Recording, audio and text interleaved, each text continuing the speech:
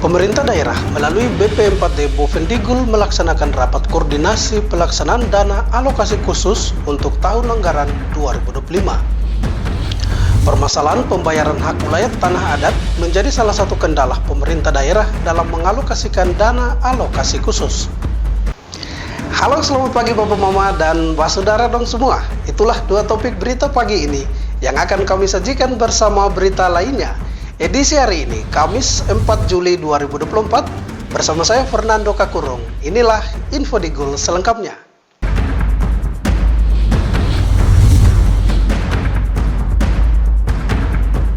Bapak Mama, kita ke berita pertama. Pemerintah daerah melalui BP4D Bovendigul melaksanakan rapat koordinasi pelaksanaan dana alokasi khusus untuk tahun anggaran 2025. BP4D sebagai leading sektor perlu melakukan kerjasama dengan OPD pengusul kegiatan dana DAK agar mempercepat wujudkan berbagai program pembangunan. Badan Perencanaan, Penelitian, Pengembangan, dan Pembangunan Daerah atau BP4D Kabupaten Bovendigul menggelar rapat koordinasi pengusulan dana alokasi khusus atau DAK tahun anggaran 2025. Diketahui DAK merupakan salah satu sumber pembiayaan dari APBD yang mendukung prioritas nasional dan menjadi kewenangan dari daerah. Untuk itu dalam rakor tersebut melibatkan beberapa OPD pelaksana dana DAK, yakni Dinas Pendidikan, Dinas Kesehatan, RSUD Bovendigul, RSB Minip Tanah, serta Dinas Pekerjaan Umum dan Penataan Ruang untuk dapat bersama-sama merencanakan kegiatan DAK yang akan dilaksanakan pada tahun 2025 mendatang. Asisten 1 Setda Bovendigul, Dr. Viviana Maharani mengatakan, organisasi perangkat daerah harus bersinergi dalam hal perencanaan daerah, di mana BP4D sebagai koordinator untuk mensinkronkan apa yang menjadi tanggung jawab dari OPD tersebut, yang mana pentingnya peran kolaboratif perencanaan daerah, khususnya BP4D dan OPD pengusul, yang melaksanakan kegiatan penggunaan dana alokasi khusus, serta tim verifikasi usulan daerah. Lanjut Viviana, BP4D maupun OPD harus bekerja sama dalam melakukan kegiatan dana DAK, agar dana tersebut bisa tersalur dengan baik untuk tahun anggaran 2025. Ya, kita harus bekerja saling sinergis ya dalam hal perencanaan daerah ini, yang mana BP4D sebagai koordinator untuk mensinkronkan apa yang menjadi tanggung jawab kita masing-masing, yaitu pentingnya peran kolaboratif perencanaan daerah, khususnya Bapeda dan OPD pengusul ya, dalam hal ini Bapak Ibu atau OPD yang melaksanakan kegiatan serta tim verifikasi usulan daerah, yaitu kita kerjasama dalam melakukan kegiatan dana DAK ini. Sebab itu Bapak Ibu ada di sini untuk kita sama-sama secara kolaborasi merencanakan anggaran ini untuk 2025 ya.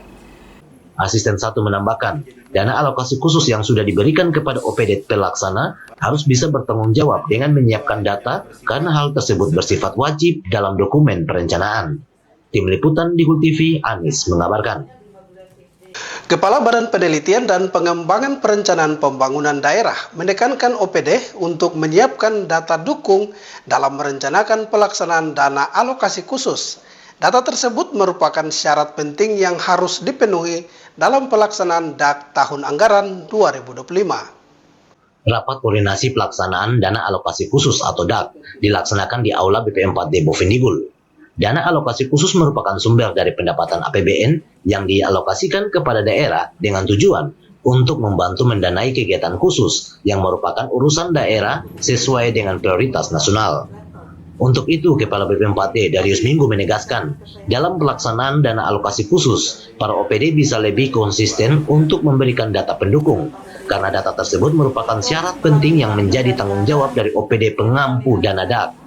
Data yang diberikan juga harus komplit dan tidak setengah-setengah, sehingga pada pelaksanaan dana DAK untuk tahun 2025 bisa berjalan dengan optimal. Darius Minggu menjelaskan, data pendukung dalam pelaksanaan dana alokasi khusus memang rumit, akan tetapi hal teknis tersebut harus diikuti OPD pelaksana sesuai dengan yang diamanatkan dalam undang-undang. Ini kan data-data dukung yang kita sampaikan ini, Nah, ya ada kalau DAK ini ya rumit juga Tapi mau tidak mau kita harus ikut teknis apa yang disampaikan oleh atau diamatkan oleh undang-undang. Jadi Bapak Ibu ya kalau tidak ini ya jangan sampai setengah-setengah. Maksud saya begini, setengah-setengah itu kalau misalnya mungkin sebagian diisi tapi sebagian tidak diisi. Sementara data dukung itu wajib untuk mendapatkan alokasi dana khusus dapur. Memang ya ada syarat-syarat yang harus kita penuhi. Karena ini dana langsung dari pusat, dana APBN langsung. Menjadi tadi yang disampaikan oleh Ibu Asisten itu sebagai dana APBD kalau sudah di daerah nanti. Tapi kalau ada peluang begini kita tidak bisa memanfaatkan, mengharap saja APBD murni, nah itu ya tidak akan berjalan itu apa yang kita harapkan karena jelas bahwa anggaran kita masih sangat kecil. Dengan 1,2 sekian T itu mana bisa membiayai semua, termasuk di dalam belanja pegawai. Darius lanjut menjelaskan, dalam memberikan data dukungan harus dilakukan sepenuhnya, karena untuk mendapatkan dana alokasi khusus ada syarat dan ketentuan yang harus dipenuhi setiap OPD pengampu dana DAK tersebut, di mana dana ini langsung dari pusat dan merupakan APBN yang akan menjadi APBD jika masuk ke daerah. Jika peluang ini tidak dimanfaatkan dan sebaliknya berharap dengan APBD saja, maka pembangunan tidak akan berjalan dengan baik karena anggaran di pemerintah daerah masih sangat kecil, sekitar 2,1 triliun rupiah, di mana yang di dalamnya ada belanja rutin pegawai. Di sisi lain, Darius Minggu menyayangkan sikap Dinas PU yang kurang kooperatif dalam memberikan data pendukung, karena hal tersebut akan berdampak pada penganggaran dana DAK pada tahun berikutnya. Tim Liputan Digul TV, Anis mengabarkan. Bapak Mama dan Basudara dong semua, jangan kemana-mana, info Digul akan kembali sesaat lagi. Tetaplah bersama kami.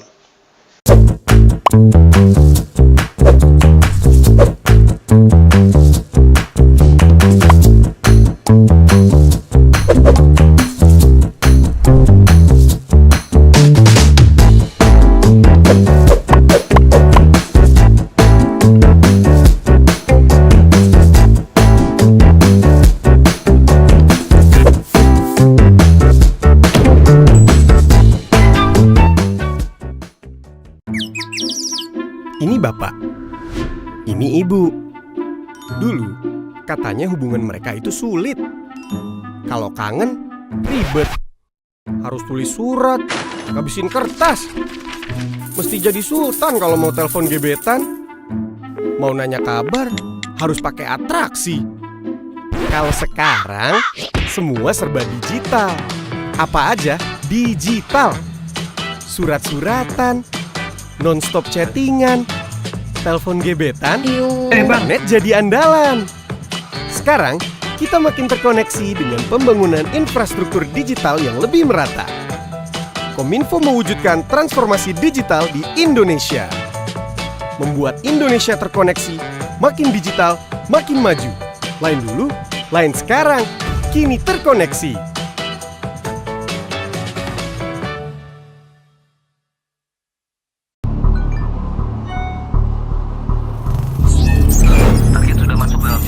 Jalankan plan A. Internet memudahkan kita melakukan banyak hal, dari sekedar mendapatkan hiburan, informasi, hingga segala aktivitas yang menunjang gaya hidup. Tapi ingat, kemudahan tersebut justru membawa celah bagi tindak kejahatan. Hindari tautan atau situs yang mencurigakan. Jangan membagikan foto KTP Anda kepada pihak yang tidak bertanggung jawab. Hindari untuk mengumbar data pribadi Anda di media sosial.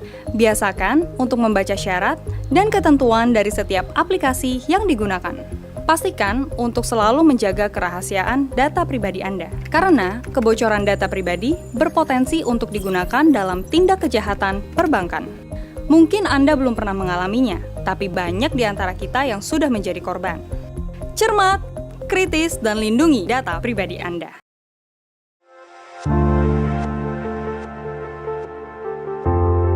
Dunia terasa asing,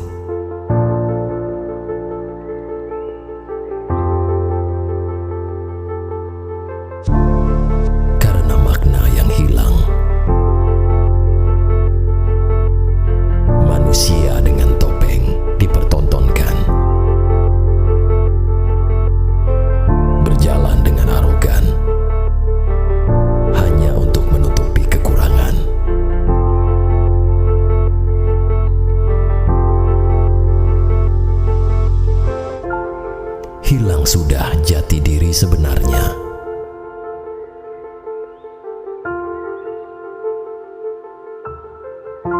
Jujurlah, walaupun menyakitkan.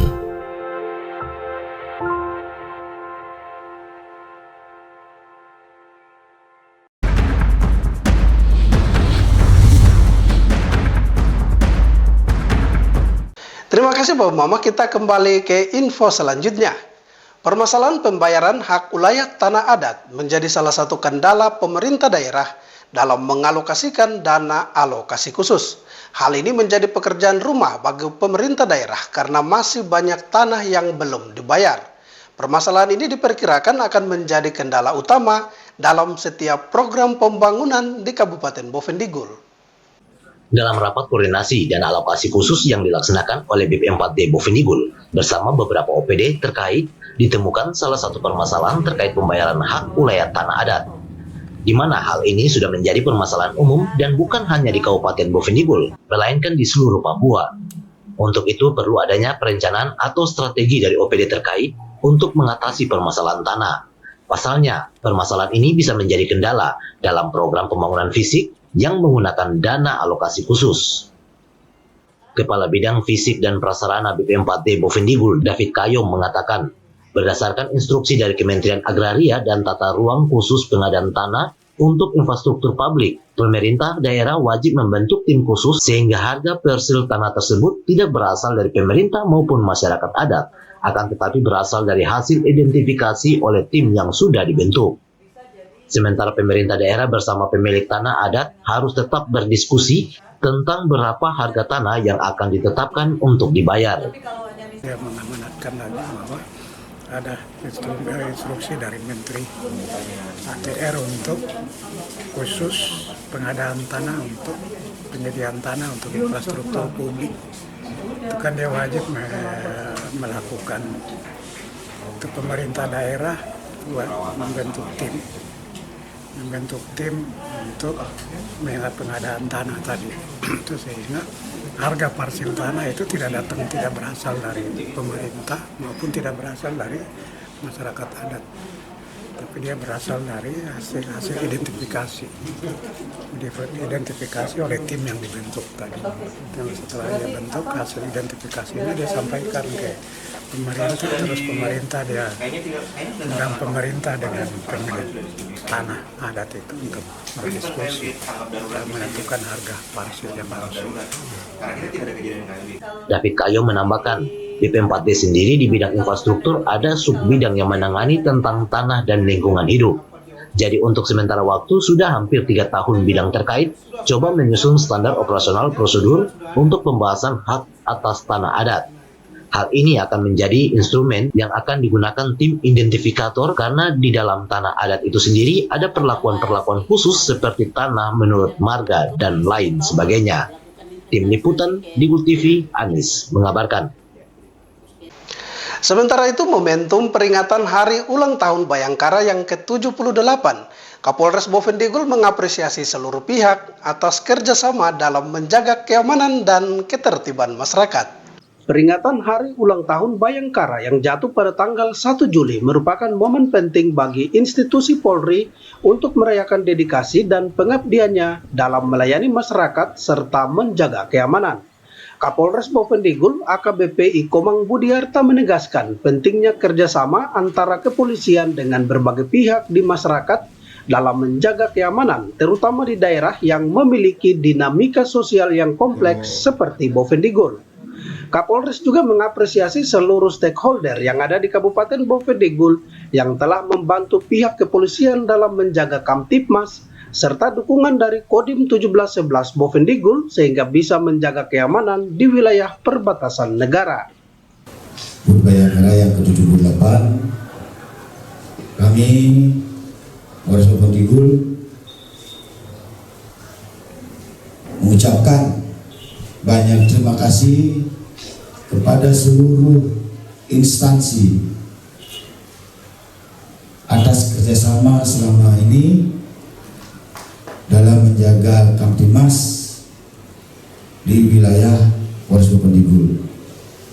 terutama rekan kerja saya Pak Dandim, dukungan selama ini bisa kita menjaga Kamtimas di daerah Bovendigul.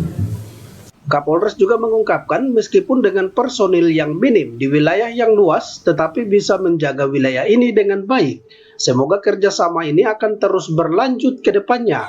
Kapolres juga berpesan seluruh stakeholder yang ada harus bisa menjaga keamanan dan ketertiban di Kabupaten Bovendigul jelang pelaksanaan pemilihan kepala daerah November mendatang. Tim Liputan Digul TV, Dedi mengabarkan. Bapak Mama dan Mbak Saudara dong semua, info Digul akan kembali sesaat lagi. Tetaplah bersama kami. Ini bapak, ini ibu. Dulu, katanya hubungan mereka itu sulit. Kalau kangen, ribet. Harus tulis surat, ngabisin kertas. Mesti jadi sultan kalau mau telepon gebetan. Mau nanya kabar, harus pakai atraksi. Kalau sekarang, semua serba digital. Apa aja digital. Surat-suratan, non-stop chattingan, telepon gebetan, internet jadi andalan. Sekarang, kita makin terkoneksi dengan pembangunan infrastruktur digital yang lebih merata. Kominfo mewujudkan transformasi digital di Indonesia. Membuat Indonesia terkoneksi, makin digital, makin maju. Lain dulu, lain sekarang, kini terkoneksi.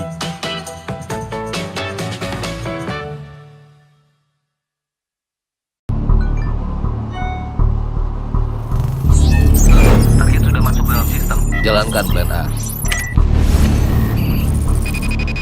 Internet memudahkan kita melakukan banyak hal, dari sekedar mendapatkan hiburan, informasi, hingga segala aktivitas yang menunjang gaya hidup. Tapi ingat, kemudahan tersebut justru membawa celah bagi tindak kejahatan. Hindari tautan atau situs yang mencurigakan. Jangan membagikan foto KTP Anda kepada pihak yang tidak bertanggung jawab. Hindari untuk mengumbar data pribadi Anda di media sosial. Biasakan untuk membaca syarat dan ketentuan dari setiap aplikasi yang digunakan. Pastikan untuk selalu menjaga kerahasiaan data pribadi Anda, karena kebocoran data pribadi berpotensi untuk digunakan dalam tindak kejahatan perbankan. Mungkin Anda belum pernah mengalaminya, tapi banyak di antara kita yang sudah menjadi korban. Cermat, kritis, dan lindungi data pribadi Anda.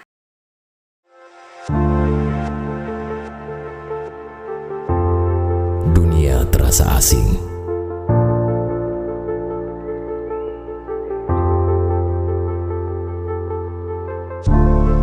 Karena makna yang hilang. Manusia dengan topeng dipertontonkan. Berjalan dengan arogan. Hanya untuk menutupi kekurangan.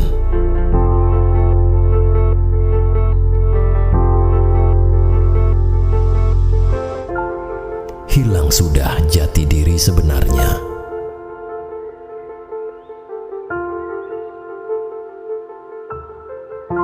Jujurlah, walaupun menyakitkan.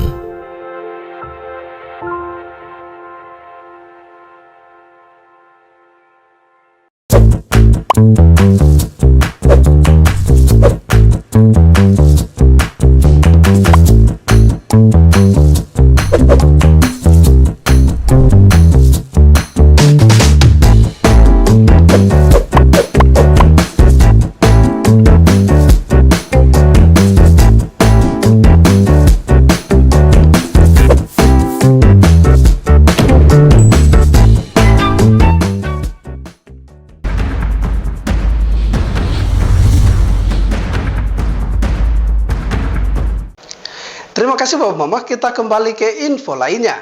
Fraksi Karya Nasional Demokrat Sejahtera DPR Kabupaten Bovendigul menilai perlu mendorong penambahan ketentuan mengenai izin akses pemanfaatan dalam Undang-Undang Nomor 19 Tahun 2002 tentang Hak Cipta.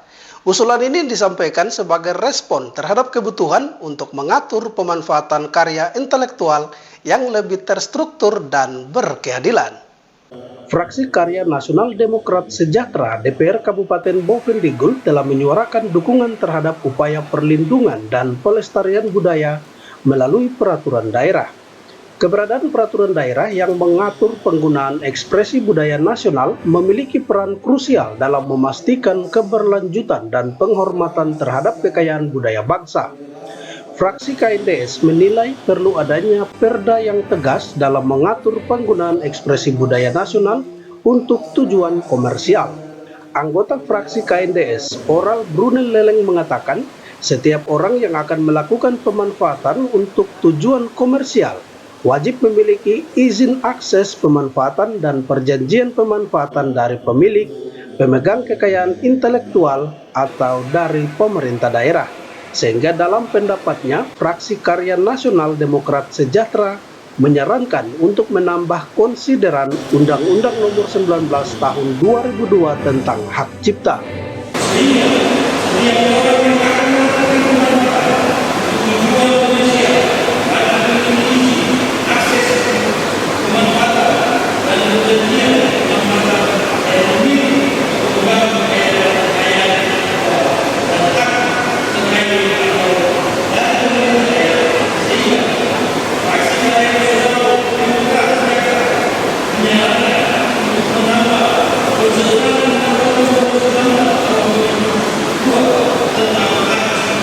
Orang juga menegaskan setiap individu atau identitas yang bermaksud memanfaatkan karya untuk tujuan komersial wajib memperoleh izin akses pemanfaatan dan perjanjian yang sah dari pemilik atau pemegang kekayaan intelektual.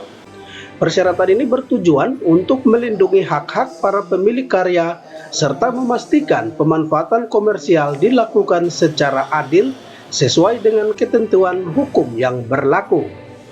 Lanjut, fraksi KNDS mengusulkan penambahan konsideran dalam Undang-Undang Hak Cipta sebagai landasan hukum yang lebih kuat untuk menangani isu-isu terkait pemanfaatan komersial karya intelektual. Dengan demikian diharapkan akan tercipta lingkungan hukum yang mendukung pertumbuhan ekonomi berbasis pengetahuan serta perlindungan yang optimal bagi para kreator seni. Tim Liputan Digul TV, Dedi mengabarkan. Pemerintah Kabupaten Bovendigul telah menyetujui rancangan peraturan daerah tentang perlindungan dan pelestarian budaya. Keputusan ini diambil sebagai langkah penting dalam menjaga dan melestarikan warisan budaya yang kaya di daerah ini.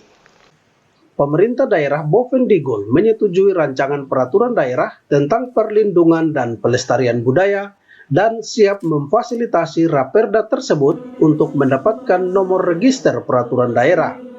Dalam sambutannya, Bupati Bovendigul Hengki Yaluo mengatakan, sebagaimana sesuai Peraturan Menteri Dalam Negeri Nomor 80 Tahun 2015 tentang Pedoman Pembentukan Produk Hukum Daerah, sebagaimana telah diubah dengan Peraturan Menteri Dalam Negeri Nomor 120 Tahun 2018 tentang perubahan atas Peraturan Menteri Dalam Negeri Nomor 80 Tahun 2015 tentang Pedoman Pembentukan Produk Hukum Daerah untuk dilakukan fasilitasi terhadap Raperda dimaksud.